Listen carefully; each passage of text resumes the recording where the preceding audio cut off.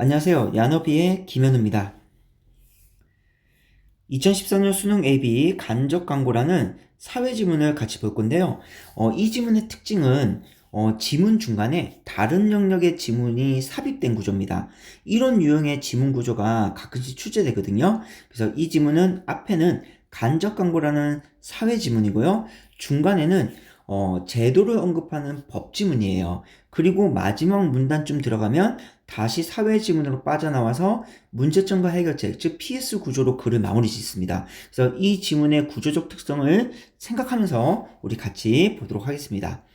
자, 요즘 시청자들은 자신도 모르는 사이에 간접 광고에 수시로 노출되어 광고와 더불어 살아가는 환경에 놓이게 됐다. 자, 일단 이 지문의 화제는 당연히 간접 광고네요. 요 간접 광고가 화제고요. 이 간접 광고의 특성이 나와 있죠. 특성은 뭐냐면 시청자들이 자신도 모르는 사이에 이 간접 광고에 노출된다는 거예요. 이게 간접 광고의 특성입니다. 그리고 이 간접 광고에서 다루는 대상은 누구냐면 지금 시청자들이죠. 시청자들이 이 자신도 모르는 사이에 이 광고에 지금 노출되어 있습니다. 간접 광고에. 자, 방송 프로그램의 앞과 뒤에부터 방송되는 직접 광고와 달리, 자, 먼저 직접 광고의 정의가 나왔네요. 개념이 나왔습니다. 직접 광고는 방송 프로그램 앞과 뒤에 붙어서 방송되는 거예요. 이게 직접 광고의 정의고요. 그리고 직접 광고와 달리라고 했으니까 지금부터 대조가 나오겠네요. PPL이라고 하는 간접 광고는, 자, 지금 서술 대상이 화제인 간접 광고죠. 간접 광고는 프로그램 내에 상품을 배치해 광고 효과를 거두려 하는 광고 형태이다. 자, 그럼 간접 광고는 프로그램 내에서예요. 내에서 상품을 배치해 광고 효과를 거두는 거라면 지금 달리라고 했으니까 직접 광고는 프로그램 내가 아닌 거죠. 그래서 얘는 프로그램 밖에서 이루어지는 겁니다. 직접 광고는요. 대칭성 추론이죠. 그렇죠? 반대 추론입니다. 그래서 우리 직접 광고 왜 많이 보시잖아요. 프로그램 중에 이제 프로그램 쭉 진행하다가 광고 보고 시죠 하면서 프로그램이 잠깐 중단되고 한 5분 정도 쭉 광고 나오죠. 그리고 광고 끝나면 다시 프로그램 시작되고 이런 게 직접 광고예요. 근데 간접 광고는 그렇게 방송 프로그램을 중지하지 않습니다. 그냥 쭉 프로그램이 이어지는데 중간중간에 우리 즉 시청자들도 모르게 광고가 발생한다는 거죠. 그죠? 자, 세 번째 문장입니다. 간접 광고는 다시 서술대상 화제 간접 광고 계속 이어지는 거죠. 간접 광고는 직접 광고에 비해라고 했으니까 이것도 차이점이겠네요. 비해서 시청자가 리모컨을 이용해 광고를 회피하기가 상대적으로 어려워 시청자에게 노출될 확률이 더 높다. 자, 이 간접 광고는 직접 광고에 비해서 시청자가 리모컨을 이용해서 광고를 회피하기가 어려워요. 그쵸? 회피하기가 어려워서 시청자들에게 노출될 확률이 높습니다. 그러면 증감 정보네요. 즉, 회피가 어려워 시청자에게 노출될 확률이 높다. 그러면 자, 증감 정보니까 여기에 메모를 한번 해볼게요. 지금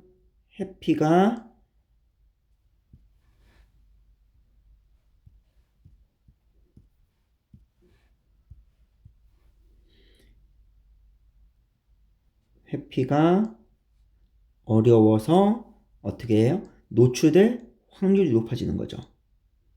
노출될 확률이 높아진다. 그러면 반대로 회피가 쉽다면 노출될 확률이 줄어들겠죠. 그래서 회피가 쉬워서 노출될 확률이 줄어드는 게 직접 광고. 회피가 어려워서 노출될 확률이 높은 게 간접 광고. 이렇게 들어가겠네요. 그래서 회피와 지금 시청자에게 노출될 확률은 무슨 관계다? 반비례 관계죠.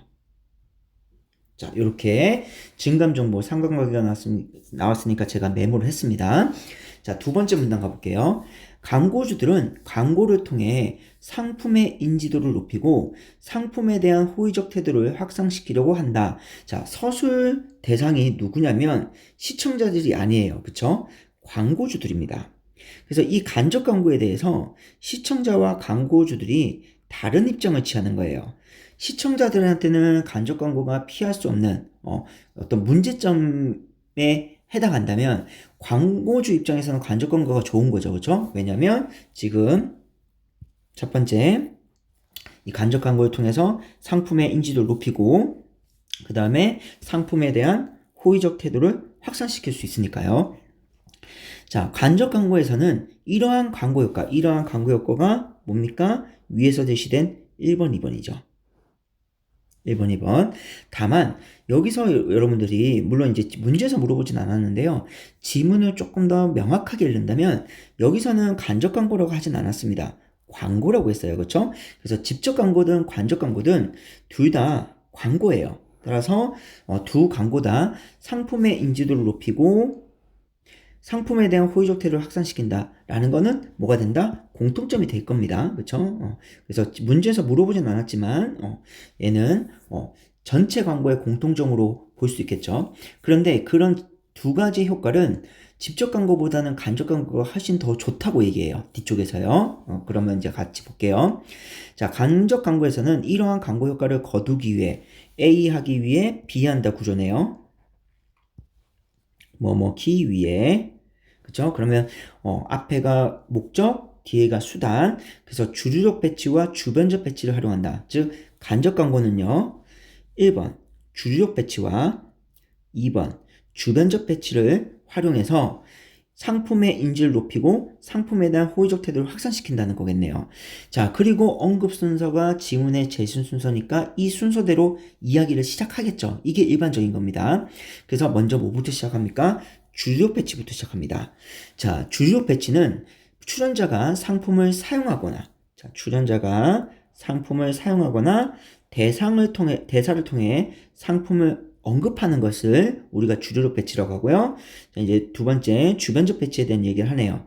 주변적 배치는 자, 화면 속의 배경을 통해서 상품을 노출하는 것인데 그러니까 얘는 그냥 단순하게 배경을 통해서 노출하는 거예요. 근데 주류 배치는 출연자가 직접 상품을 착용하거나 아니면 언급해버리는 거죠. 상품을 직접적으로. 자, 그렇게 상품을 배경을 통해 노출하는 것인데 시청자들은 주변적 배치보다는 당연히 주류적 배치에 더 주목하게 됩니다. 누가요? 시청자들이요. 시청자들이 주류 배치에 좀 더 주목하게 되는 거죠. 그러면 광고주 입장에서는 당연히 주변적 배치보다는 주류적 배치에 더 좋아하겠죠. 그죠? 주변적 배치보다는 주류적 배치에 더 좋아할 거고 다만 시청자들은 이 주류적 배치에 의해서 어떻게 자신도 모르는 사이에 노출되는 거겠죠. 아무래도 주변적 배치보다는 주류적 배치에서 시청자들이 자신도 모르는 사이에 간접 광고에 노출될 확률이 높아질 겁니다.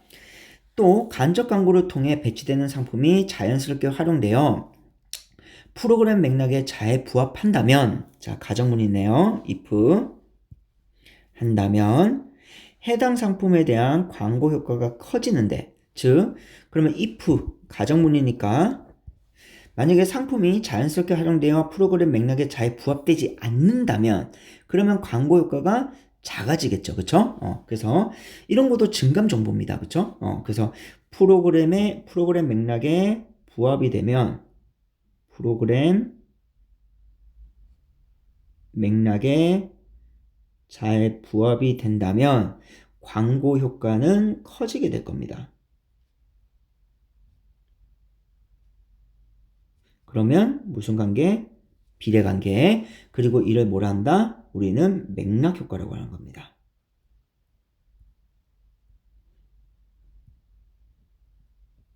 자, 이렇게 되겠네요. 자, 그러면 이제 세 번째 문단 가보겠습니다. 자, 여기서부터가 여러분들 다른 지문이 지금 껴있는 상태예요. 그래서 지금부터 사회 지문이 아니라 제도를 언급하는 법 지문입니다. 여기서부터가 이제 법 지문이 시작되는 겁니다. 자, 우리나라는 1990년대 중반부터 자, 일단 특정 시기가 나왔네요. 1990년대 중반부터 극히 제한된 형태의 간접 광고만을 허용하는 협찬 제도를 운영해 왔어요. 자, 협찬 제도에 먼저 정의가 나왔죠. 협찬 제도는 뭐예요? 극히 제한된 형태의 간접 광고만 허용하는 겁니다. 이렇게 그 제한된 형태의 간접 광고만 허용한 걸 우리가 협찬제도로 하는 거죠. 자, 이 제도는, 자, 이 구조 나오면 반드시 받아서 읽으셔야 돼요. 협찬제도는 그렇게 읽어야 됩니다. 협찬제도는 프로그램 제작자가 협찬 업체로부터 경비, 물품, 인력, 장소 등을 제공받아 활용하고 프로그램이 종료될 때예요. 특정 시기가 나왔죠. 프로그램이 종료될 때 협찬 업체를 알리는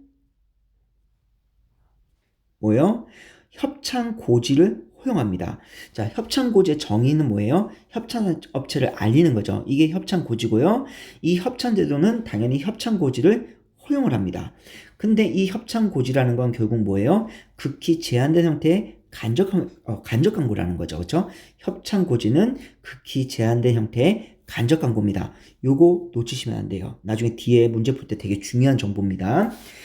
자, 그리고 그러나 자 이제 여기서부터 이제 본격적으로 시작하겠다는 거죠. 중요한 문장은 지금부터 이제 얘기하겠다는 겁니다. 그러나 프로그램 내용이 전개될 때 상품명이나 상호를 보여주거나 자 상품명이나 상호를 보여주거나 아니면 출연자가 이를 언급해 광고 효과를 주는 것을 자 법지문이 딱 보이시죠? 법으로 금지합니다. 자, 그래서 협찬제도는 협찬 고지는 허용하지만 뭐는 안 된다? 상품명이나 상호를 보여주는 거 안 되고요. 그 다음에 출연자가 이를 언급하는 것도 안 됩니다. 자, 협찬받은 의상의 상표를 보이지 않게 가리는 것은 그 때문이다. 이런 거 우리 많이 봤죠, 그렇죠? 그래서 협찬받은 의상의 상표, 꼭 의상이 아니라도 뭐 자동차 브랜드 상표라든가 이런 거 다 가리고 나오죠. 의상의 상표를 보이지 않게 가리는 것도 그 때문이다.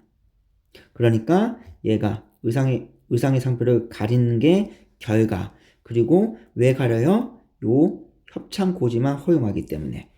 이게 원인이죠. 그 때문이돼요. 요렇게 그가 되겠네요. 자, 우리나라 협찬 제도는 그대로 유지되면서 자, 협찬 제도는 그대로 유지돼요. 그러면 협찬 제도가 그대로 유지된다는 거는 협찬 고지가 계속 허용된다는 거죠. 유지하면서 광고주와 방송사 등의 요구에 따라 방송법에 간접 광고라는 조항을 신설하여 2010년부터 시행했어요. 자, 시기가 바뀌었네요. 자, 1990년대 중반이 아니라 지금부터는 2010년입니다. 자, 이때 뭐가 발생했다고요? 간접 광고라는 조항이 만들어지는 겁니다. 대신 협찬 제도는 그대로 유지되는 거예요. 놓치시면 안 돼요. 그래서 여기 일단 메모는 해놓을게요. 협찬 제도는 협찬 고지. 협찬 고지가 결국 협찬 제도죠, 그렇죠? 협찬 고지는 1990년 중반부터 시작해서 2010년까지 계속 시행되는 겁니다. 거기에 플러스 뭐가 이제 추가되는 거예요? 간접 광고 조항이 추가되는 거죠. 자, 간접 광고 제도는 자, 여기서 이제 간접 광고 제도 이렇게 나왔네요.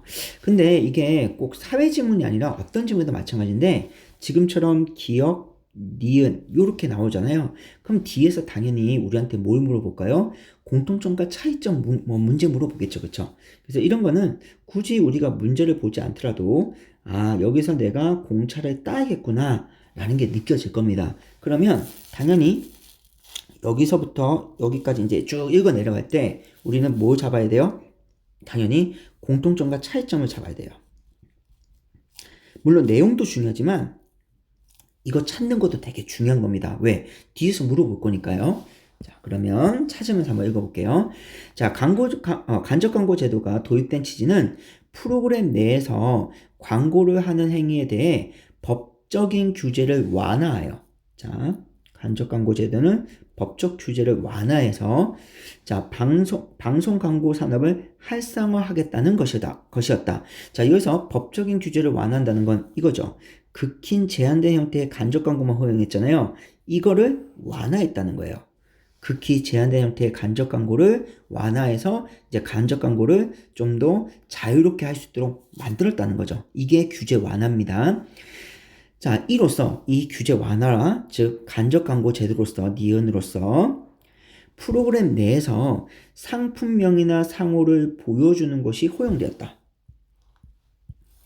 상품명이나 상호를 보여주는 게 허용되었다. 그러면 여기가 뭐가 되는 겁니까? 차이점이 되는 거죠. 왜냐하면 앞에서 상품명이나 상호를 보여주는 거 안 됐었잖아요. 법으로 금지했었잖아요. 그쵸? 근데 이제 허용이 된 거예요. 그러니까 협찬제도와 간접광고의 첫 번째 차이점이 되겠네요. 다만 시청권의 보호를 위해 상품명이나 상호를 언급하거나 구매와 이용을 권유하는 것은 금지되었어요. 그러면 이 부분은 뭐가 되는 거예요? 앞에 여기 보면 상품명이나 상호를 보여주거나 출연자가 이를 언급해 광고 효과를 주는 것은 법으로 금지했었잖아요. 그러면 요 보여주는 거는 이제 허용이 됐지만, 그쵸? 출연자가 이를 언급하는 건 안 되는 거죠. 근데 원래부터 출연자가 언급하는 것은 협찬제도에서도 금지였어요. 근데 간접광고 제도도 언급하거나 아니면 출연자가 구매 이용을 권유하는 것은 금지. 이거는 똑같네요. 그러니까 이 부분은 뭐가 된다? 지금 기업과 니은의 공통점이 돼버리는 거죠. 내용도 중요하지만 이렇게 공통점과 차이점을 내가 명시해 놓는 것도 되게 중요해요. 뒤에서 문제 풀 거니까요. 자, 또 방송이 대중에게 미치는 영향력이 크기 때문에 객관성과 공정성이 요구되는 보도, 시사, 토론 등의 프로그램에서는 이 간접 광고가 금지되어 있어요. 그럼 간접 광고가 금지됐다는 거는 뭐는 안 되는 거예요? 보도, 시사, 토론에서는 당연히 상품명이나 상호 언급하는 거 안 될 거고요. 구매와 이용을 권유하는 건 원래부터 안 되는 건데, 다만 앞에서 간접 광고에서 상품명이나 상호를 보여주는 건 허용됐었잖아요. 그런데 보도, 시사, 토론은 이거조차도 안 되는 거예요. 그쵸? 상품명이나 상호를 보여주는 그 자체도 안 되는 겁니다. 근데 여기서 여러분들 보도나 시사, 토론이요. 뭐는 돼요? 다만 협찬 고지는 되죠. 왜? 협찬 고지는 계속 이어서 내려오는 거잖아요. 그렇죠? 그러니까 이런 걸 놓치면 안 된다는 거예요. 협찬 고지는 계속 여러분이 끌고 들어가야 됩니다. 지문을 그때. 자, 여기까지가 여러분들 요 지문에 제도를 언급하는 법 지문이에요. 이렇게. 여기까지가 법 지문이고요. 다시 여기서부터 이제 사회 지문으로 다시 빠져나옵니다. 자, 그럼에도 불구하고 간접 광고 제도를 비판하는 사람들은, 자, 서술 대상이 누구예요? 간접 광고 제도를 비판하는 사람이죠. 그러니까 위에서는 이 제도, 즉 제도, 법과 관련된 이야기라면 지금 여기서는 이제 간접 광고라는 간접 광고 제도를 비판하는 사람에 대한 이야기로 내용이 넘어가 버렸습니다. 그래서 이제 법 이야기가 끝났다고 생각하시면 돼요. 자, 간접 광고 제도를 비판하는 사람들은 간접 광고로 인해 광고 노출 시간이 길어지고 1번, 2번 프로그램의 맥락과 동떨어진 억지로운 상품 배치가 빈번해서 프로그램 질이 떨어지는 겁니다. 빈번해서 프로그램이 떨어진다고 이 1번, 2번 두 개를 비판하는 거죠. 그러면 이게 뭐가 되는 거예요? 문제점이 되는 거죠. 자, 지금부터 이제 PS 구조입니다. 문제점과 해결책. 자, 마지막 문장 볼게요. 이처럼 시청자의 인식 속에 은연중 파고드는 간접 광고에 적절히 대응하기 위해서는, 자, 간접 광고에 적절히 대응하기 위해서, 뭐뭐 하기 위해서, 그러면 A가 목적, A 하기 위해서 B 한다니까 A가 목적, B가 수단이겠네요. 그러니까 여기가 뭐가 된다? 해결책이 되는 거죠. 지금부터 이제 S. 자, 시청자들에게 간접 광고에 대한 주체적 해석이 요구돼요. 그러니까 주체적 해석만 있다면 우리는 간접 광고에 적절히 대응할 수 있다는 거죠.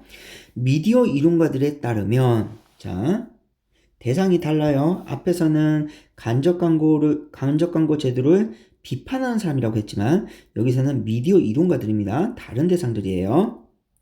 자, 미디어 이론가들에 따르면 사람들은 외부의 정보를 주체적으로 해석할 수 있는 자기 나름의 프레임을 가지고 있어요. 사람들은 외부 정보를 주체적으로 해석할 수 있는 자기 나름의 프레임을 갖고 있어서, 그렇죠? 미디어 콘텐츠를 수동적으로만 받아들이는 것은 아니에요. 미디어 콘텐츠를 수동적으로만 받아들이는 것은 아니다. 그러면 이렇게 정리할 수 있겠네요. 자, 사람들은요. 자, 자기 나름의 프레임을 갖고 있는 사람들은 수동적인 게 아니라 능동적으로, 즉 주체적으로, 원래 능동적이라 주체적이 의미가 같은 의미거든요. 그래서 능동적으로 미디어를 받아들일 거예요. 프레임을 가지고 있는 사람들은. 근데 만약에 프레임이 없는 사람들이 또 있겠죠. 그러면 미디어를 수동적으로 받아들일 겁니다. 그냥 무작정 다 받아들일 거예요. 그래서 여기서 보면 수동적으로만 받아들이는 것은 아니다. 그럼 뭐가 전제되어 있는 거예요? 수동적으로 받아들이는 사람이 있다는 것이 전제되어 있는 거죠. 그렇죠? 그래서 사람을 이렇게 둘로 나눴다고 생각하시면 돼요. 자, 이것이 간접 광고를 분석하고 그것을, 즉 간접 광고를 비판적으로 수용하는 미디어 교육이 필요한 이유다.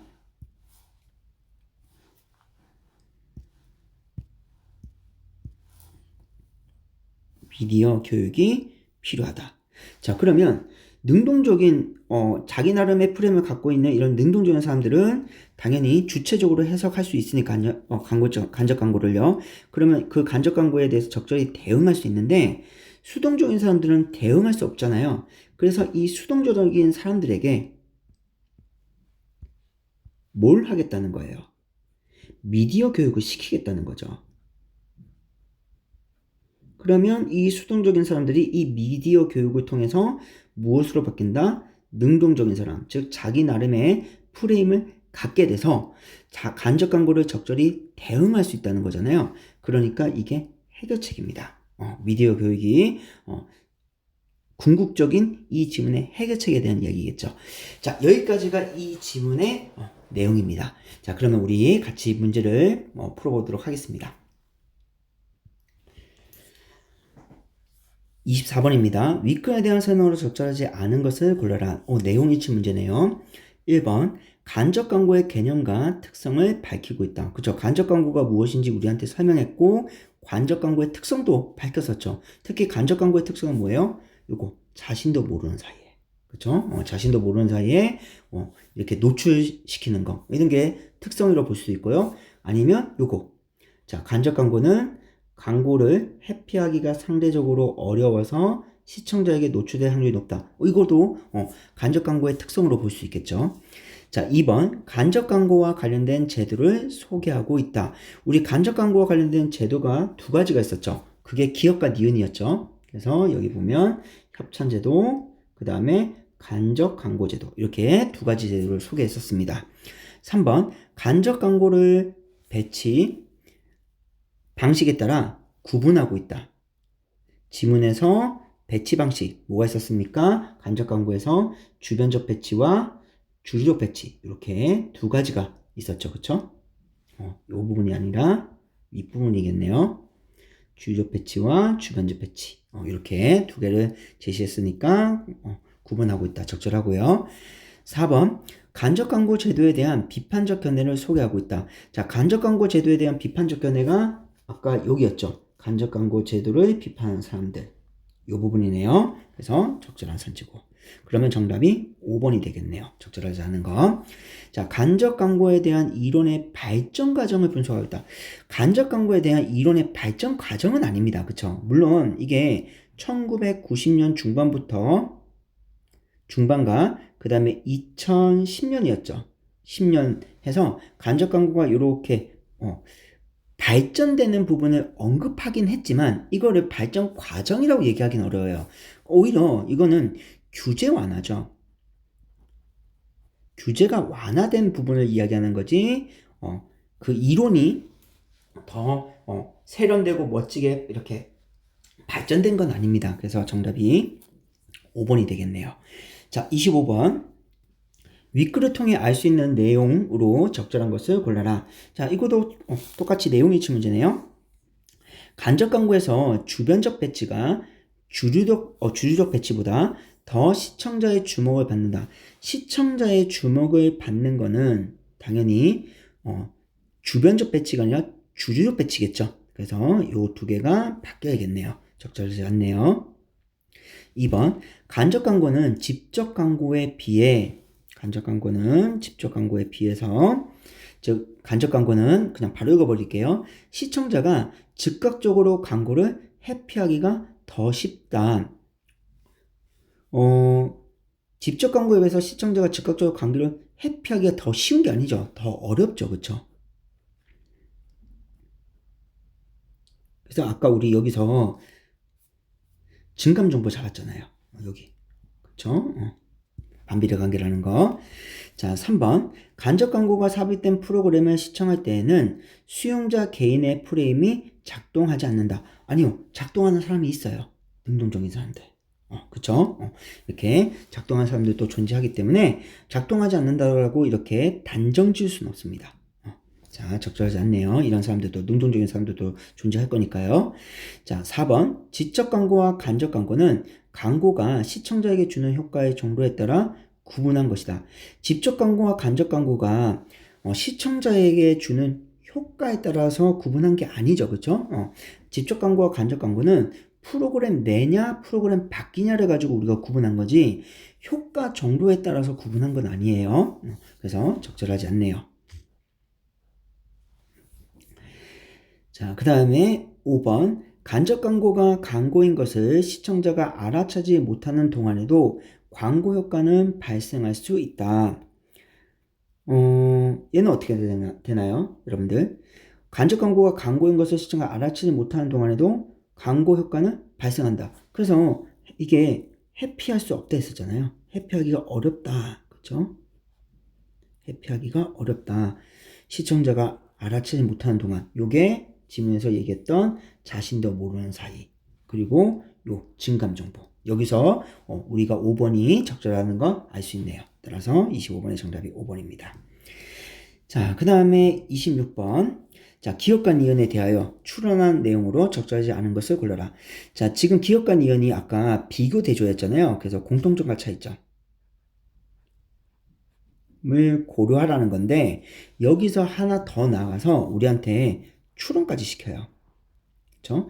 이 추론이라는 건 이렇게 생각하시면 돼요. 먼저 내용을 명확하게 이해한 다음에 선지의 내용을 생각해봐. 선지가 선택지, 선지의 내용을 선지의 명제라고 할게요. 참과 거짓, 명제를 판단해봐라. 그러니까 항상 내용이 중심입니다. 내용이 명확하지 않으면요, 추론할 수가 없어요. 그 다음에 두 번째, 추론이라는 건 출제자의 입장에서, 이때 출제자가 당연히 이 지문을 쓴 필자가 되겠죠. 요 출제자, 필자의 입장에서 생각해 보라는 거예요.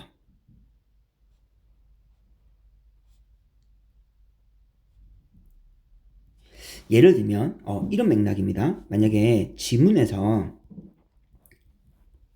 자, 필자가 A라고 했어요. 필자가 A라고 하고 이제 선택지에서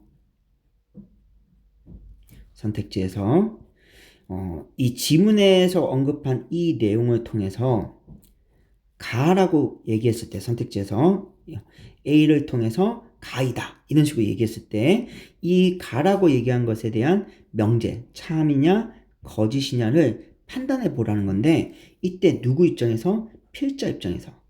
만약에 필자가 이 선택지를 본다면 얘를 참이라고 할까 거짓으로 할까, 그렇게 생각해 보라는 거예요. 이게 추론입니다. 그러니까 필자 입장에 네가 우리 학생들이 필자라면, 이 글을 쓴 필자라면 지문에서 언급되지 않은 이 내용에 대해서 명확하게, 물론 이제 언급된 내용은 맞지만 정확하게 뭐 문장이나 글의 구조가 똑같진 않겠죠. 그래서 그런 선택지를 참이라고 할까 거짓으로 할까, 거짓이라고 할까, 그거 한번 생각해봐. 이런 걸 추론이라고 생각하시면 돼요. 자, 그럼 이제 같이 볼게요. 자, 1번 기역, 자, 기역이 협찬제도죠. 협찬고지. 자, 협찬제도가 시행되면서 프로그램 내용이 전개될 때 상표를 노출할 수 있게 되어 방송 광고 업계는 이 제도, 협찬제도를 환영하겠군. 자, 이 협찬제도가요, 상표를 노출할 수 있게 합니까? 아니죠, 그렇죠? 우리 여기 보면 협찬제도는 상품명이나 상호를 보여주거나 출연자가 이를 언급해서 광고 효과를 주는 것을 법으로 금지했습니다. 그쵸? 그러니까 알리는 건 괜찮은데 이렇게 협찬업체를 알리는 건 괜찮은데 협찬 고지는 괜찮은데 지금 상품명이나 상표를 보여주거나 언급하거나 이런 건 다 안 되는 거예요. 그러니까 노출할 수 있게 돼요. 이 부분이 틀렸죠. 그럼 정답 몇 번이에요? 1번이네요. 자, 26번은 일단 답은 나왔습니다. 그럼 나머지 선지도 한번 볼게요. 자, 2번. 기역에 따라, 협찬 제도에 따라 경비를 제공한 협찬업체는 프로그램이 종료될 때 협찬 고지를 통해서 광고 효과를 거둘 수 있겠군. 그쵸. 협찬 고지는 계속 허용하는 거죠. 협찬 고지 같은 경우는 협찬 제도에서도 허용하는 거고, 간접 광고 제도에서도 협찬 고지는 계속 이어져 내려가는 겁니다. 그쵸? 그래서 2번은 적절한 선지. 자, 3번. 자, 3번이 이제 니은 간접 광고 제도네요. 자, 간접 광고 제도가 도입된 이후에는 프로그램 내용이 전개될 때 자기적으로 상품을 노출시키는 장면이 많아졌겠군.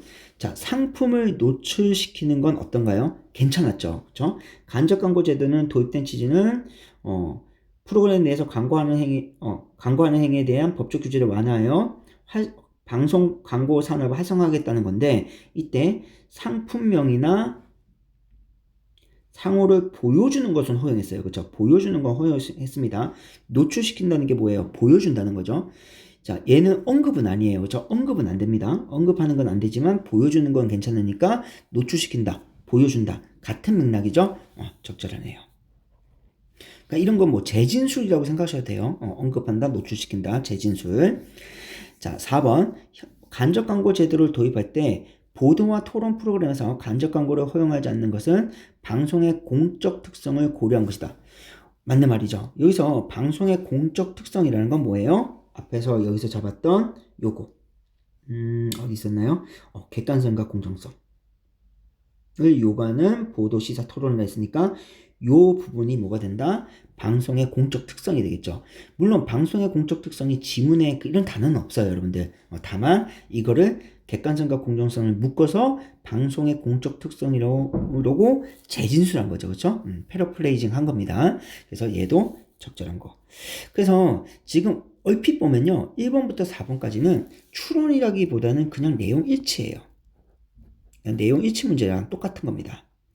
물론 이제 재진술이 나오긴 했지만 내용 일치에 훨씬 더 가깝고요.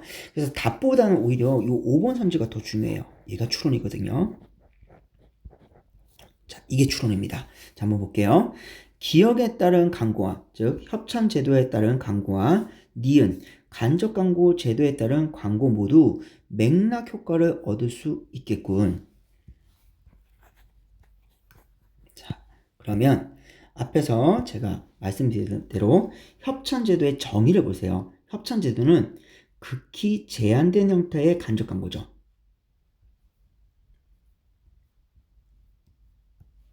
극히 제한된 형태의 간접 광고만 허용하는 걸 협찬제도. 협찬제도도 결국 뭡니까? 간접 광고예요. 그쵸? 니은은 간접 광고 제도잖아요. 이 간접 광고 제도는 뭐예요? 간접 광고라는 조항을 신설해서 간접 광고를 법적인 규제를 완화해 준 거죠. 따라서 어떻게 보면 이렇게 볼 수 있어요. 즉, 니은이 간접 광고 제도,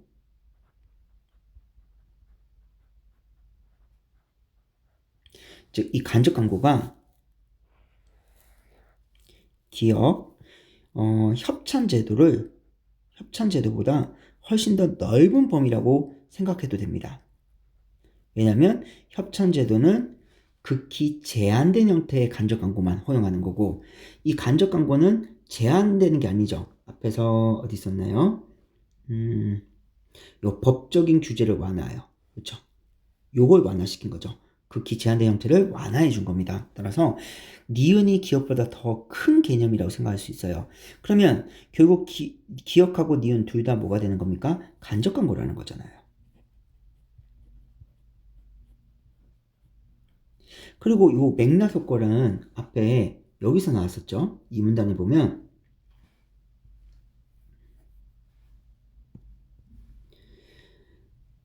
간접 광고를 통해서 배치되는 상품이 자연스럽게 활용되어 프로그램 맥락에 잘 부합된다면 그때는 광고 효과가 커지는데 이를 뭐라 한다? 맥락 효과를 한다. 그러니까 간접 광고에서는 뭐가 발생할 수 있다는 거예요? 상품이 프로그램 맥락에 잘 부합하면 맥락 효과가 발생할 수 있다는 거죠. 따라서 이 간접 광고에서 맥락 효과가 발생할 수 있는데 니은도 결국 간접 광고고 협찬제도인 기억도 간접 광고예요. 따라서 기억과 니은 모두 맥락 효과를 얻을 수 있겠죠. 요게 추론입니다. 즉 필자가 만약에 이 선지를 본다면 당연히 필자는 뭐라 할까요? 그래 맞는 선지야 이렇게 얘기하겠죠. 이걸 우리가 이렇게 생각해 보라는 거예요. 그래서 항상 추론 문제가 나오면 필자 입장에서 우리가 생각해 보는 겁니다. 필자라면 5번 선지에 대해서 참이라고 얘기할까? 거짓이라고 얘기할까? 이렇게 한번 생각해 보는 겁니다. 자, 그러면 이제 마지막 문제 풀어볼 건데, 자, 얘는 우리가 저번 시간에 얘기했던 구체적 사례 적용 문제예요.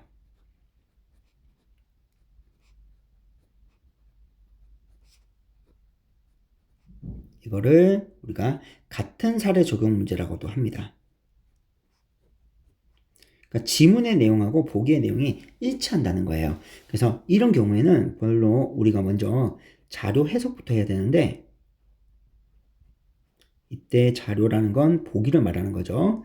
보기를 해석하는 건데 요때 여러분들이 지문하고 보기를 1대1로 대응해 보는 겁니다.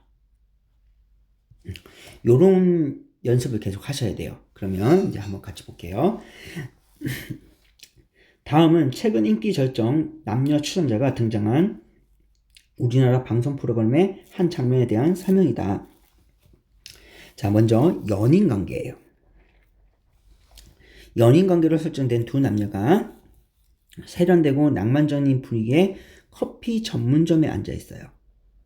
자, 그리고 남자가 사용하고 있는 휴대전화는 상표가 선명하게 보입니다. 상표가 보이는 거죠. 그죠? 선명하게. 상표가 보이는 거예요. 그럼 상표가 노출되는 거니까 얘는 뭐가 된다? 남자가 사용하고 있는 휴대전화는 니은. 간접 광고 제도가 되겠네요. 보여주는 거 허용하는 거니까요. 그 다음에 여자가 입고 있는 의상의 상표가 가려져서 시청자들은 상표를 알아볼 수 없다. 이거는 무엇과 관련된 거? 기억. 협찬제도와 관련된 거죠.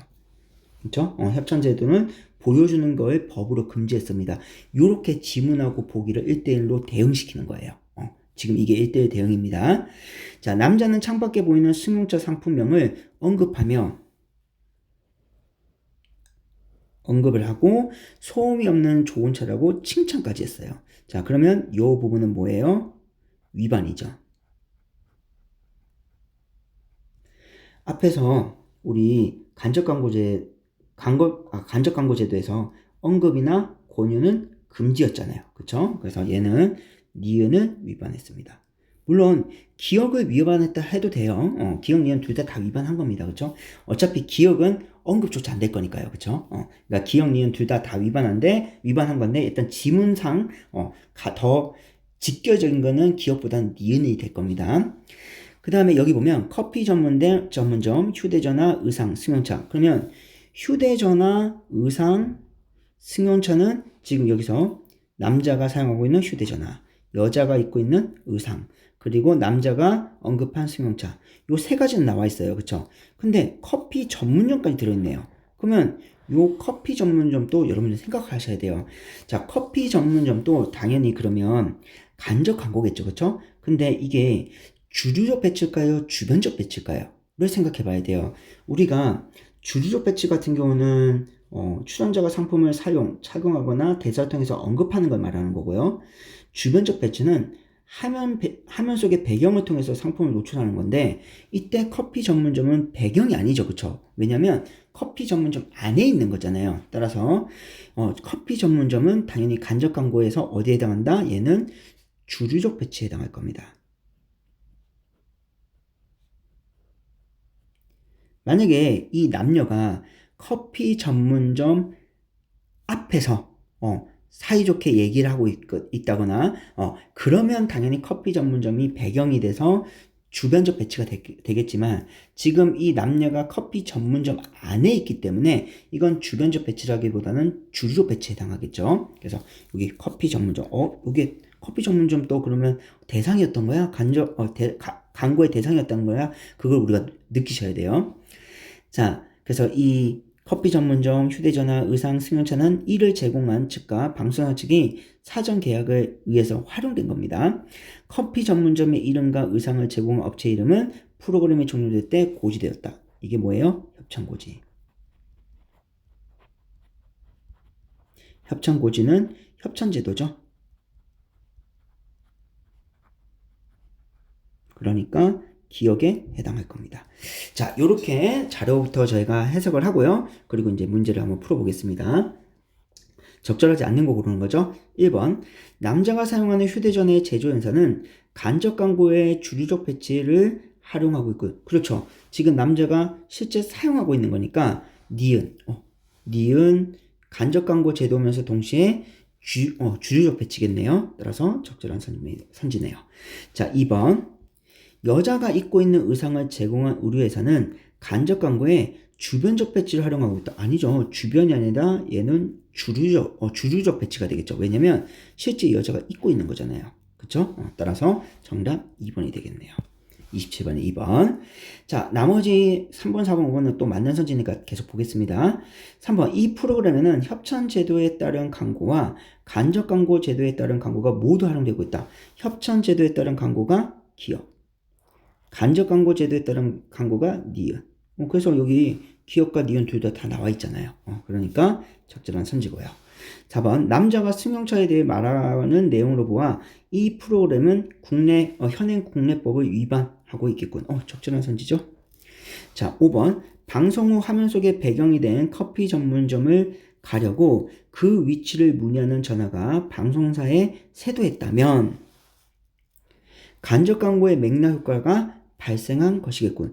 자, 오히려 여러분들이 5번이 조금 어려울 수 있는데 자, 여기서 이 맥락 효과가 발생하는 게 적절해요. 이걸 무엇을 통해 알 수 있냐면 맥락 효과라는 건 아까 여기서 보면 상품이 자연스럽게 활용되어 프로그램 맥락에 잘 부합해야 되잖아요. 그럼 맥락 효과가 커지는 거잖아요. 자, 그러면 여기서 지금 이 상품, 즉 커피 전문점이 프로그램 맥락에 잘 부합된다는 거예요. 왜 잘 부합되냐면 이 커피 전문점이 세련되고 낭만적인 분위기의 커피점입니다. 세련되고 낭만적인 분위기의 커피 전문점인데 이때 이 남자와 여자가 무엇으로 설정되어 있어요?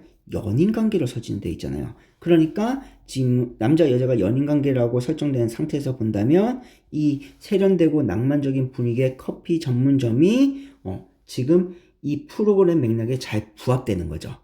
그러니까 맥락 효과가 발생한 것이겠군이라고 충분히 우리가 생각할 수 있습니다. 그러니까 5번도 적절한 선지가 되겠네요. 자, 이렇게 해서 우리가 2014년 수능 AB 간접 광고 지문을 같이 봤습니다. 그래서 지문의 구조적 특성, 그래서 사회 지문 안에 법 지문이 중간에 껴 있다는 거 생각하시면서 다시 한번 복귀해 보시고요. 자, 오늘도 수고 많으셨습니다.